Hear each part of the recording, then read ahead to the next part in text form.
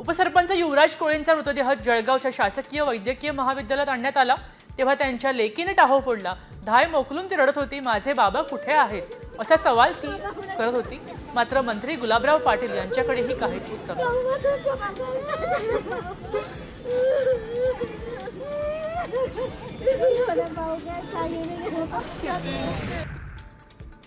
सोमनाथ सूर्यवंशींच्या मृत्यूला पोलीस जबाबदार असल्याचा ठपका न्यायदंडाधिकाऱ्याच्या अहवालात ठेवण्यात आलाय।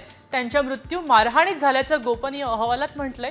या संदर्भात न्यायदंडाधिकाऱ्यांच्या गोपनीय अहवाल राज्य मानवाधिकार आयोगासमोर दाखल करण्यात आले।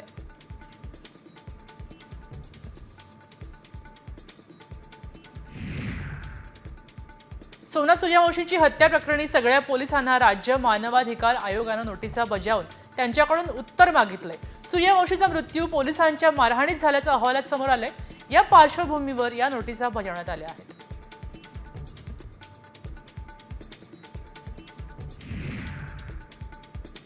दोषी पोलिसांवर 302 चा गुन्हा दाखल करण्याची मागणी सोमनाथ सूर्यवंशींच्या आईने केली आहे। माझ्या लेकरांचा खून करणाऱ्या पोलिसांवर कारवाई करावी असंही त्यांनी म्हटलंय।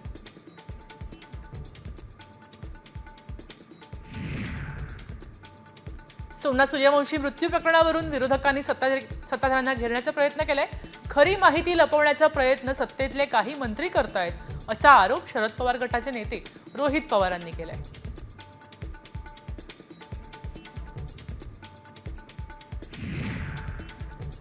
क्या गरीबों की जान जान नहीं होती असा प्रश्न विचारत जितेंद्र आव्हाडांनी सोमनाथ सूर्यवंशी हत्या प्रकरणी सरकारवर तोफ डागली।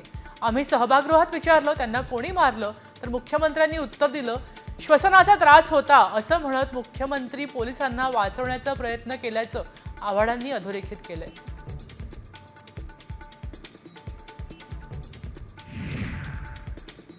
गृह खातं फेल झाल्याचं दिसतंय असं नितीन राऊतांनी म्हटलंय। परभणीच्या सोमनाथ सूर्यवंशींची हत्या पोलिसांच्या मारहाणीत झाल्याचं उघड झालं, मात्र अद्याप पोलिसांवर गुन्हा दाखल नाही। त्यावरून नितीन राऊतांनी फडणवीसांवर पोलिसांना संरक्षण दिल्याचा आरोप केलाय।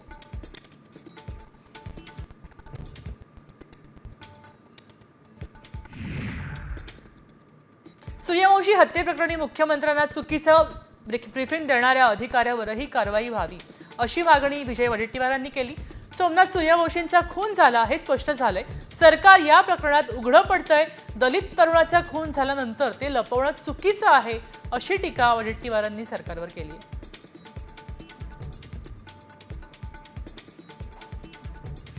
कॉमस्कोर नुसार आता isakal.com आहे देशातील नंबर 1 ची मराठी न्यूज वेबसाईट।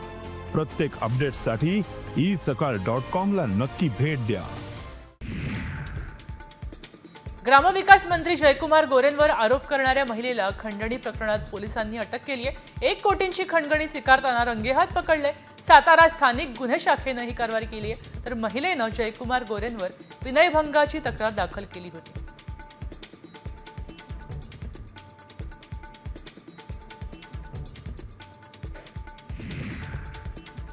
विधान परिषदेत काल झालेल्या गोंधळावरून ठाकरे गटाच्या उपनेत्या सुषमा अंधारेंनी भाजपवर निशाणा साधलाय। भाजपला सभागृहात थयथयाट का करावा लागतो असा टोला सुषमा अंधारेंनी चित्रा वाघांना विचारलाय, तर सरकार पूर्णपणे बॅकफूटवर गेलंय असंही त्यांनी म्हटलं।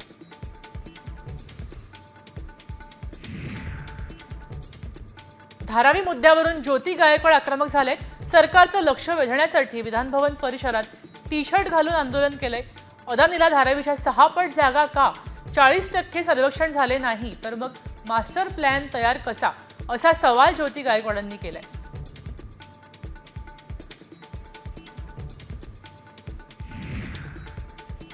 गोहत्येचा गुन्हा वारंवार करणाऱ्यांवर मकोका लावण्यात येणारे मुख्यमंत्री देवेंद्र फडणवीसांनी हा इशारा दिलाय। तशी घोषणा त्यांनी गुरुवारी विधानसभेत केली। आमदार संग्राम जगताप यांनी मांडलेल्या लक्षवेधीवर फडणवीसांनी ही घोषणा केली आहे।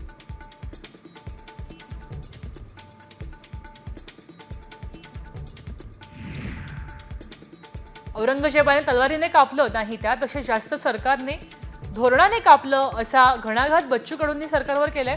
दिव्यांग शेतकरी मजूर कष्टकऱ्यांना बजेटमध्ये स्थान नाही असं म्हणत कडूंनी सरकारवर आसूड उगारले। धर्म आणि जातीच्या नावावर सर्वच पक्ष राजकारण करत असल्याचा आरोप सुद्धा बच्चू कडूंनी केलाय।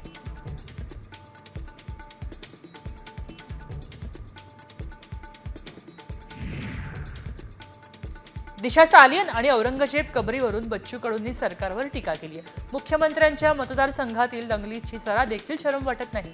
तशी साधी खंत देखील व्यक्त केली नाही. दंगलीची जबाबदारी घेऊन मुख्यमंत्र्यांनी किमान 2 दिवसात तरी राजीनामा द्यावा अशी मागणी कडूंनी केली.